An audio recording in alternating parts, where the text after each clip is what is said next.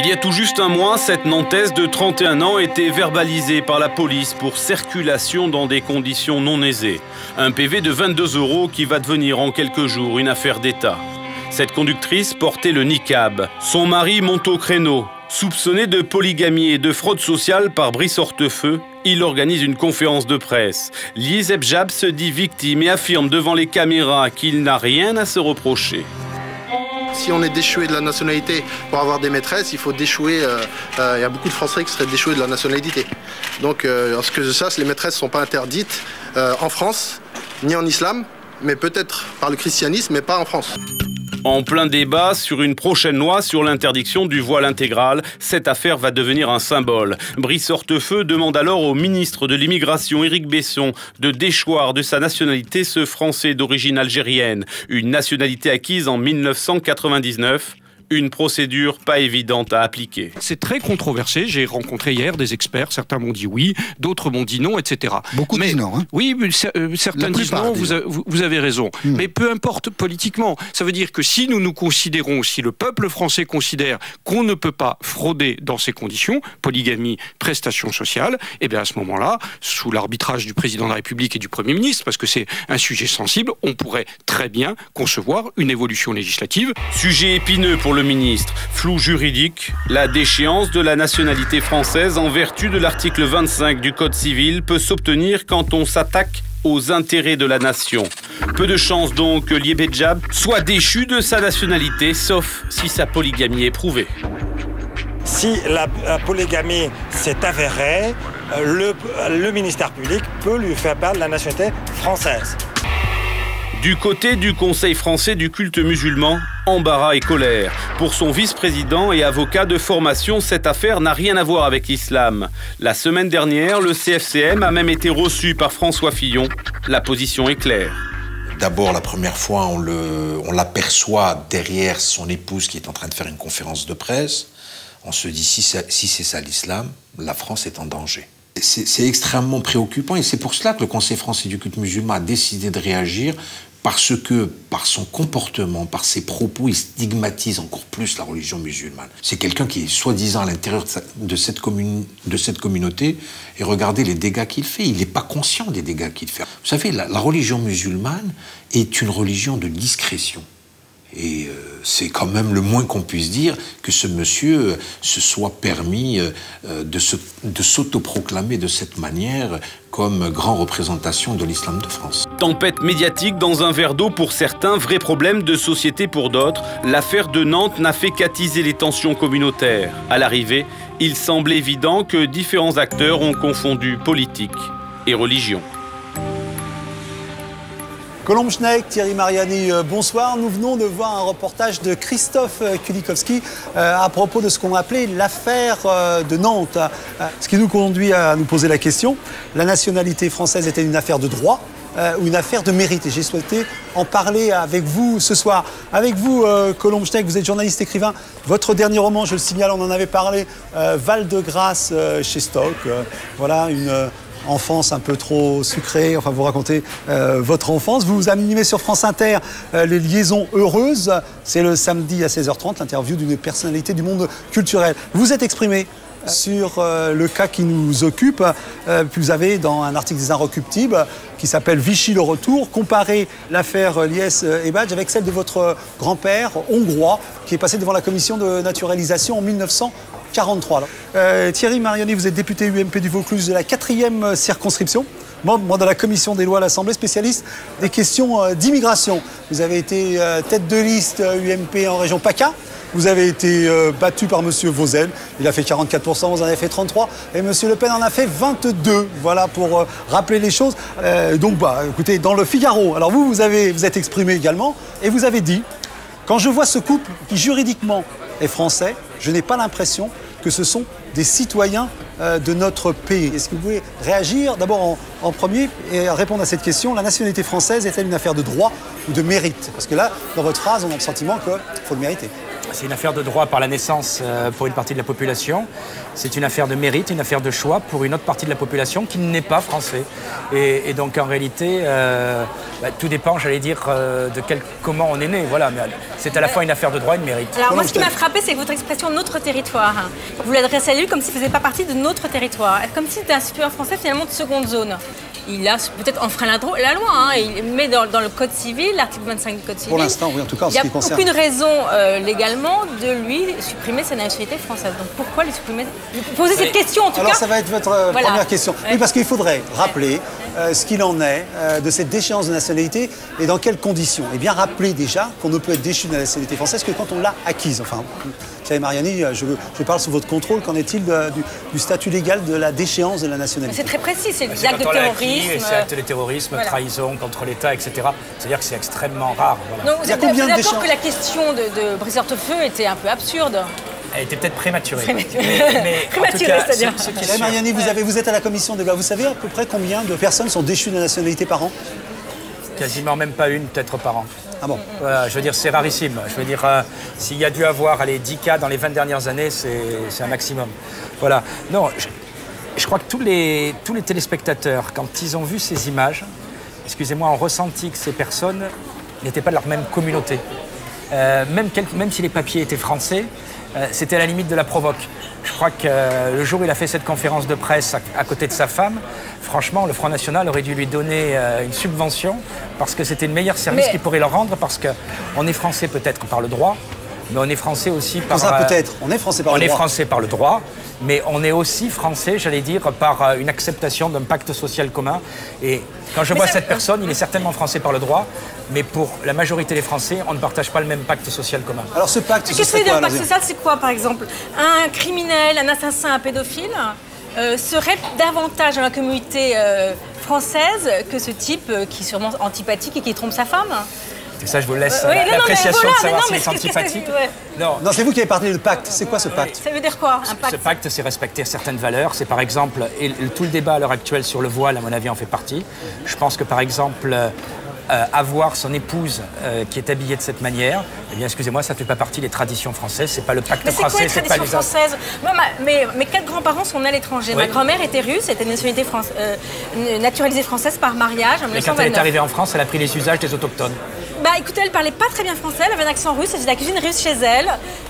Effectivement, je crois qu'elle n'était pas extrêmement intégrée. Elle faisait pas du pot-au-feu, elle faisait des plats russes, du kasha. Voilà. Ne tombons pas dans les caricatures. Voilà, pardonnez-moi, vous êtes mal tombé puisque mon épouse est russe. Oui, justement. Voilà, donc. Vos parents d'origine italienne. Mes parents sont d'origine italienne et mon épouse est en train de se faire naturaliser. Bon, alors qu'est-ce que ça veut dire? C'est pas un problème j'allais dire, c'est pas un problème de papier, je le répète, c'est un problème d'acceptation. Votre grand-mère, comme d'autres, elle a choisi de vivre en France. Elle a décidé, j'allais dire, d'arriver avec son passé personnel, mais de se fondre dans un projet commun, dans un moule commun. Voilà, qu'est-ce que c'est que la nation? C'est l'éternel débat.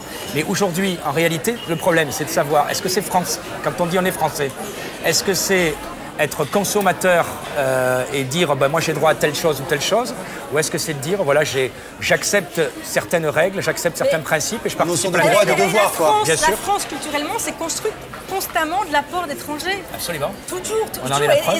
Et c'est cette richesse-là. Mais d'étrangers qui ont respecté et qui se sont fondus dans le moule national. Mais quels critères respecter? Qu'est-ce qu'il faut respecter? En tout cas, voilà, une femme volée, c'est pas le critère habituel français. Voilà. Et c'est quoi le critère habituel français? C'est qu'on ne peut pas être français et musulman? Pardonnez-moi, bien sûr que si. Excusez-moi, mais quand vous dites l'autre... Pardon. Revenir au cas, on a parlé de polygamie et on a parlé de fraude aux prestations sociales. Qu'en est-il? La prestation parents isolés est la prestation qui est la plus fraudée en France par les Français et les étrangers. Parce qu'en clair, on a de plus en plus de couples qui éclatent, on a de plus en plus très souvent de femmes qui élèvent seules leurs gosses. Si elles se mettent avec quelqu'un, elles ne vont pas immédiatement aller déclarer à la CAF, à la caisse d'assurance familiale, ça y est, je suis avec quelqu'un, elles attendent. Donc c'est une prestation qui est très difficile à contrôler et qui est fraudée, et attention, par les nationaux comme par les étrangers. Voilà. Parce qu'en réalité, la question est simple. Si les maîtresses, entre guillemets, mariées ou non, habitaient avec l'individu, quel que soit leur lien, elles n'ont pas droit à l'allocation parents isolés. Voilà, c'est ça en fait. Donc il faut prouver. Pour revenir à la première question, si on se pose encore une fois la question sur Elias Ebach, si Brice Hortefeux pose la question, c'est uniquement parce qu'il est musulman et c'est ça qui me choque. Non. Il ne serait pas musulman, la question ne serait pas posée. Ça c'est vraiment le genre de procès en sorcellerie. Excusez-moi, il ne serait pas musulman. Vous dites qu'il y a des millions de Français qui fraudent, des millions de Français qui ont des maîtresses, on ne se pose pas de questions. Absolument. Oui, absolument. Sur la déchéance de leur nationalité. Sauf qu'il n'y a pas des millions de Français qui ont une femme habillée comme la sienne, une maîtresse habillée comme la sienne. Voilà. Et ça, je ne crois pas que c'est souhaité par la majorité des Français. Donc vous souhaitez que toutes les Françaises qui portent la burqa soient déchues de leur nationalité française? Pas du tout. Je souhaite que toutes les Françaises qui portent la burqa s'habillent dans le cercle public, j'allais dire, comme s'habillent la plupart de nos concitoyens. Voilà, point final. Très bien. Avec tout le choix. Non, parce après, que là, si dans le cercle privé, ça les regarde. Si vous pratiquez le nudisme, c'est votre choix. Mais vous n'allez pas vous foutre à poil dans la rue. Vous vous mettez sur des plages privées. Monsieur Fillon a dit qu'il fallait prendre des risques législatifs dans ce domaine-là. Qu'est-ce que vous pensez de cette formulation et qu'est-ce que ça veut dire? Je pense qu'il a raison. Qu'est-ce que ça veut dire en clair? Ça veut dire que la France est signataire à la fois, par exemple, de la Convention européenne des droits de l'homme, notamment cet article 8, qui prévoit certaines garanties pour la vie privée. Prendre des risques juridiques, ça veut dire de voter un texte en risquant éventuellement que ce texte soit retoqué ou soit censuré par le Conseil constitutionnel. Voilà, c'est pas dramatique, c'est pas la première ni la dernière fois. Le Conseil d'État également, on semble vouloir passer outre. C'est-à-dire qu'on fait des lois pour plaire à une certaine frange de Français qui votent le Front National, et puis après on sera censuré, voilà. Il n'y a plus de gouvernement en Belgique aujourd'hui. Oui. C'est la dernière loi qui a été adoptée à l'unanimité. Oui. Parce que je crois qu'il y a un moment où que les gens soient de gauche ou de droite, ils ont quelque chose dans les tripes. Et pardonnez-moi, moi j'ai vu ces 3 derniers jours des gens dans ma circonscription, il y en a hélas plus à gauche qu'à droite en ce moment, mais qui me disaient ça ne peut pas continuer comme ça. C'est simplement que pour eux, c'est une provocation. Un petit peu qui sont basées sur l'émotion, sur des émotions qu'on fabrique, qu'on propose. Attendez, il y a quelques années, ce phénomène n'existait pas. Voilà. Aujourd'hui, on nous dit qu'il n'y en a que 2000, est-ce qu'il faut légiférer? Je pense que s'il y a 2000 femmes, ça vaut quand même le coup de légiférer. Même si on va être censuré par le Conseil constitutionnel dans quelques mois. Pas sûr. Colombe, vous avez parlé au début, j'ai amorcé votre portrait avec cet article que vous avez fait. Vichy le retour. Qu'est-ce que vous vouliez dire et quel rapport avec le cas de votre grand-père hongrois? Mes 4 grands-parents sont nés à l'étranger. Ils sont arrivés en France dans les années 20 et ils ont eu la nationalité française de façon relativement aisée. Et ils étaient tous les 4 juifs et j'ai découvert que dans leur dossier de naturalisation qui est aux Archives nationales, celui de mon grand-père, de ma grand-mère paternelle, il y avait ce sceau, voilà, ce tampon dans le dossier jaune, commission de dénaturalisation du 23 janvier 1943. Et le dossier est resté en suspens. Mais en tout cas, on se posait la question de la déchéance de nationalité uniquement parce qu'ils étaient juifs. Il n'y avait pas d'autres raisons. Et effectivement, quand Brice Hortefeux a posé cette question qui, moi, m'a beaucoup choquée sur le cas de Elias Ebach, et encore une fois, je ne veux pas défendre ce type qui... pas très sympathique, vous voilà, qui n'est pas très sympathique. Je me dis, pourquoi on se pose cette question? L'article 25 du Code civil dit qu'effectivement, on pose des critères précis qui sont le terrorisme, etc. On se pose uniquement la question parce qu'il est musulman. Non. Voilà. Parce que, excusez-moi, sa femme a une tenue qui n'est pas aujourd'hui dans les usages. Voilà. Moi, j'en ai assez que dans ce pays, on soit le seul pays de toute l'Union occidentale, de toute l'Europe occidentale, où chaque fois qu'on dit, par exemple, affaire des fichiers, on dit immédiatement « Ah, ça rappelle des heures sombres de notre histoire ».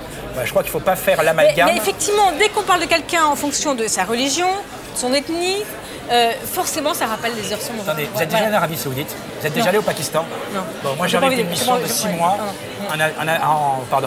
en Afghanistan et au Pakistan.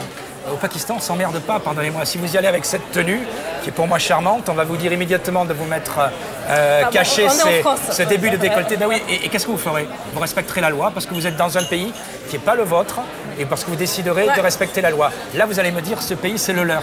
Exactement. Mais c'est le leur, ça veut dire aussi qu'à un moment, on doit accepter certains usages. Et puis il y en a aussi, je pense, la grande majorité qui ne se pose pas toutes ces questions, mais qui disent, c'est pas ça la France. et simplement C'était quoi, c'est passé à la France? Oui, mais on ne peut pas mettre ça dans le texte de loi. Comment? On peut pas mettre. J'ai pas dit qu'on mettait ça dans le texte de loi. Qu'est-ce que vous allez mettre? Dans le texte de loi, c'est pas de visage couvert. Voilà. C'est tout. Pas de visage couvert. Mais ça veut dire quoi, c'est pas ça la France? Quand vous dites c'est pas quoi la France, c'est pas ça la France. C'est notre territoire. Comme s'il y avait effectivement des citoyens français qui sont des citoyens de seconde zone, qui, parce qu'ils ont acquis la nationalité de façon récente, ou parce qu'ils sont musulmans, auraient moins de droits de vote, devraient prouver en permanence qu'ils sont aussi français que les autres. Ils sont français, ils respectent vous respectez la loi, vous êtes français. Si vous ne respectez pas la loi, vous êtes condamné. Mais ils sont français. Bien sûr qu'ils sont français. Mais je pense que, je le répète, on n'est pas français que par les papiers. On est aussi français en s'intégrant, en s'adaptant. Voilà. Et puis attendez, donc, simplement pour finir, un dernier mot. Le droit du sol en France, c'est pas, j'allais dire, c'est pas quelque chose qui date de la Révolution française. Tout le monde oublie aujourd'hui pourquoi il y a ce droit du sol en France. Ça date à l'origine, moi j'adore beaucoup d'intellectuels de gauche qui le magnifient aujourd'hui. Le droit du sol, ça date non pas de la Révolution française, mais d'une loi de 1889. Voilà, tout simplement pour fournir de la chair à canon, parce qu'à l'époque, on venait de passer le service militaire à 3 ans et qu'on voulait que les étrangers mettent fin à l'odieux privilège qui les exemptait du service national. Mais c'est ce qui fait la richesse de la France aujourd'hui. Ils sont donc devenus français par le sang. Ils sont devenus français avec les mêmes devoirs. Voilà. Hier par le sang, aujourd'hui heureusement. C'est-à-dire le droit en l'occurrence de se faire tuer sur le champ d'honneur. À l'époque, oui. Aujourd'hui, non, heureusement. Voilà, mais c'était le cas de Guillaume Apollinaire, par exemple, qui est devenu français pour avoir le droit en 14 d'en revenir pour le moins oui, parce que ces nouveaux Français, on leur demande les mêmes devoirs qu'aux autres. Absolument. Voilà. Écoute, on va attendre la rédaction de cette loi et voir si cette loi, à elle seule, suffit à faire disparaître le problème dont nous parlions aujourd'hui. En tout cas, Colombe Schneck, Thierry Mariani, je vous remercie. Merci beaucoup.